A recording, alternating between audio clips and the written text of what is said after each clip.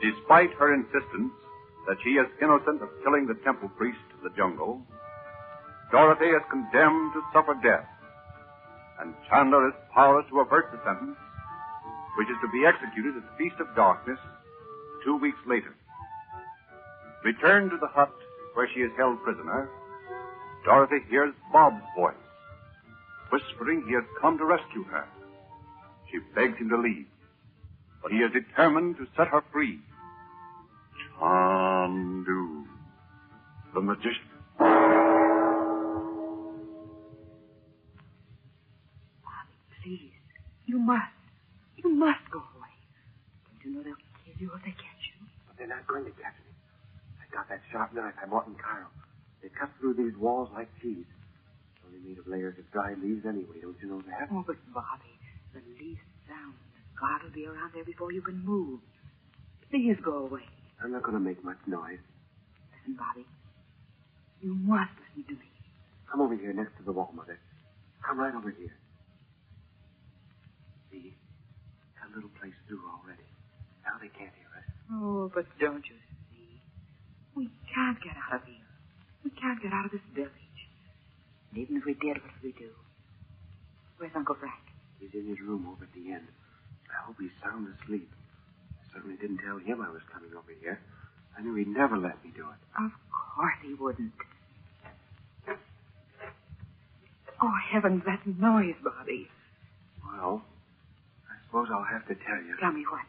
Well, you see, I knocked the guard out. I sneaked up behind him when he wasn't looking, and I knocked him right out.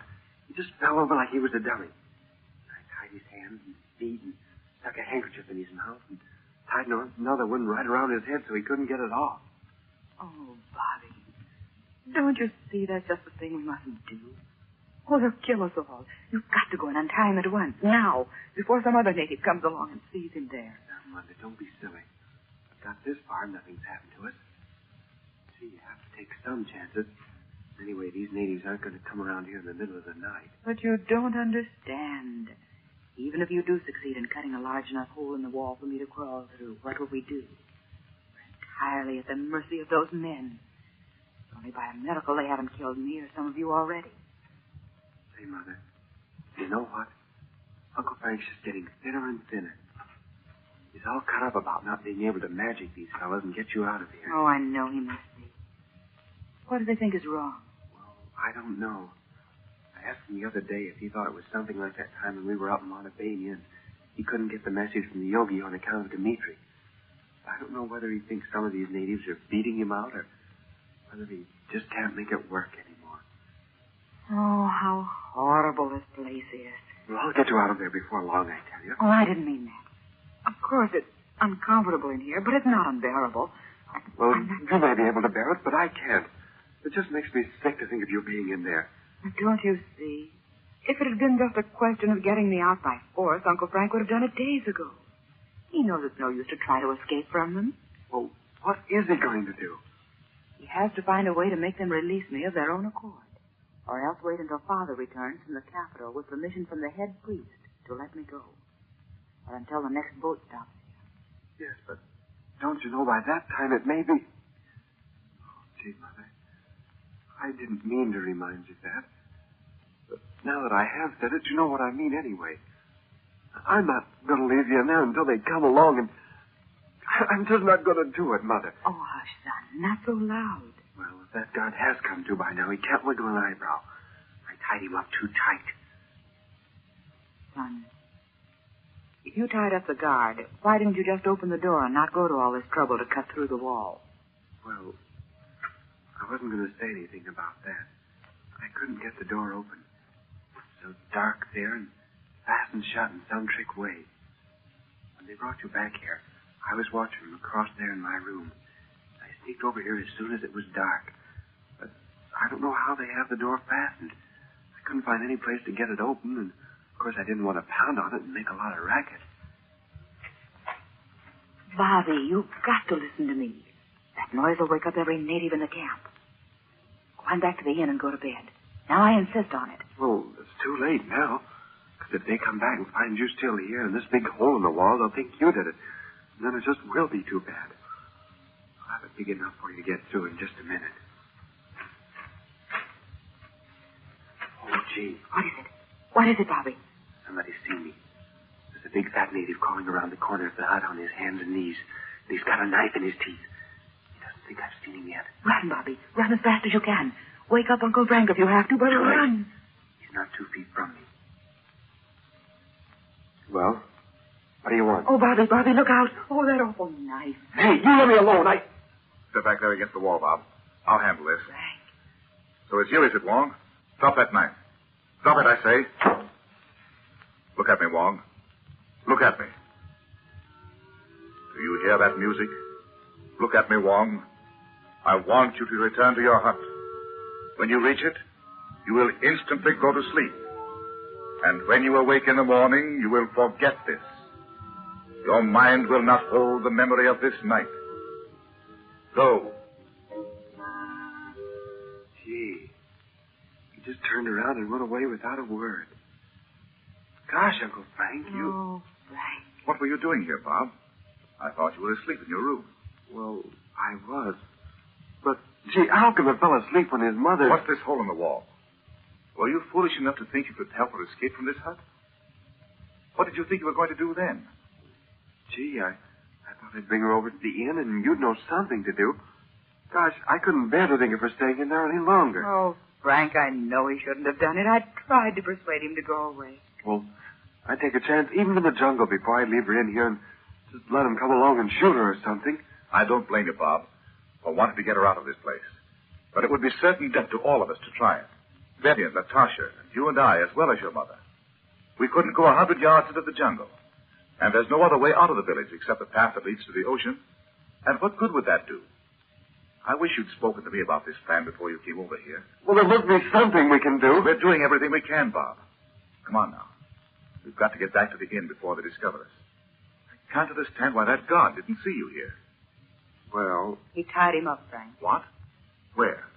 Right around by the door. Come on, quick. Show me where he is. Well, he was standing there right in front of the door.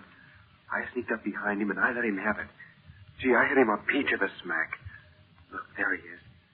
See that shadow there on the ground? That's him. How long ago was it you tied him up? Oh, just a few minutes ago. I've only been cutting at that wall about 5 minutes. Well, let's see if he's unconscious. You must have hit him hard, or else he struck his head on something when he fell. Yep, he's out cold. I did hit him, didn't I? What are you going to do with him, Uncle Frank? I'm going to see to it that he knows nothing about it tomorrow. It's the only way to save all our lives. Just be quiet a minute, will you? God of the temple of the Cobra, hear my words. You have seen nothing tonight. You know nothing of what has occurred in this place. In the morning, you will mend the rent made in the wall, made by a tree which has fallen against it. In 5 minutes, you will awake. I say again, you have seen nothing. Gee. Take that gag out of his mouth, Bob, while I cut this cord you tied him with. Okay. There it is. Say, if we have to leave Mother there, can't we go around and say goodnight to her? Yes. Hurry, though. We want to be away from here when this fellow wakes up. Come on.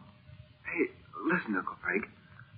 How is it you can do all these things to these natives, and still you can't... Don't keep asking me that, Bob. Do you suppose there's a moment of the day or night when I don't think of it myself? I don't know what's the matter. I don't know why I can't. Don't you know I'd be willing to give my life to save her from them? Oh, I'm sorry, Bob. I shouldn't have said that. It's not you I'm talking to, though. It's myself. Gee, I don't mind. I know how you feel. I won't say anything about it again. Oh, it's all right. Just for a moment. Here's the hole I made in the wall. Mother. Yes, dear. What is it? Where's Uncle Frank? Right here. Don't worry about this, Dorothy. This will all be taken care of in the morning. And no one will know the difference. Oh, Dorothy, you don't know how I feel to go away and leave you in this... Oh, I know, sir. But I'm not blaming you. Please go away. I'm all right, and we don't want to arouse all the other men in the village. Good night, Bobby. Night, Mother. Good night, Dot. I'll bring Betty over in the morning. Don't let her worry about me, Frank. Come on, Mr. Frank.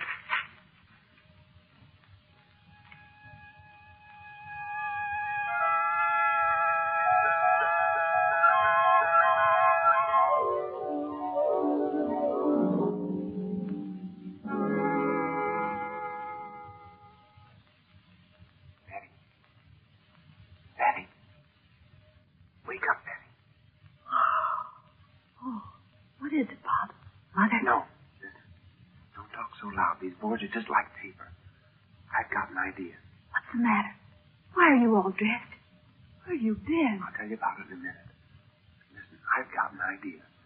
Let you and I go over to that old temple and knock on the door.